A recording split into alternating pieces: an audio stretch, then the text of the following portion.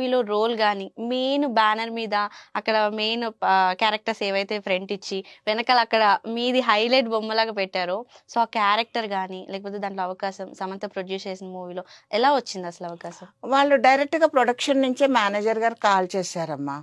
Call చేసి అది ఇట్లాగా శుభం మూవీలోన యాక్ట్ చేయాలి, గోస్ట్ యాక్ట్ చేస్తారమ్మా, ఫ్రీగా ఉన్నారా పలానా డేట్ అని చెప్పారు.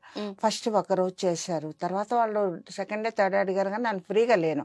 ఆ ఫస్ట్ డే చేసిన తర్వాత అమ్మ కంటిన్యూటీ మళ్ళీ చెప్తాను తప్పకుండా చేయాలన్నారు. ఆ తర్వాత మళ్ళీ 2 days అంటే టోటల్ 3 days చేశాను. అది గోష్ఠి పాత్ర అంటే పెద్ద డైలాగ్స్ అని పెద్ద ఇదని ఏం లేవు, కానీ ఇంపార్టెంట్ రోల్. హైదరాబాద్ లో ఎక్కడ చూసినా శుభం మూవీ రిలీజ్ అయినప్పుడు మొత్తం నేను ఉన్న వాల్ పోస్టర్లే మొత్తం హైదరాబాద్ లో మొత్తంలో ఉన్నాయి. సూపర్.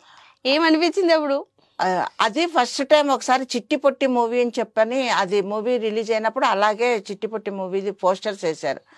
అప్పట్లో అనుకున్నాను, అప్పట్లో నేను ఇక్కడే డాన్స్ 1983లోన ఇక్కడ నటరాజ రామకృష్ణ మాస్టర్ దగ్గర క్లాసికల్ డాన్స్ ఇది ట్రైనింగ్ అయ్యానమాట. అప్పుడు వచ్చినప్పుడు ఇక్కడ అంటే మాకు కర్నూలులో అక్కడ ఇక్కడ తక్కువ ఉంటాయి, ఇక్కడ పిల్లర్స్ అది ఇది ఎక్కువ పోస్టర్స్ ఉంటాయి కదా. అబ్బా ఎంత బాగున్నారు, ఎంత ఇదిగా అలా ఇలా అనుకుంటుంటుంది.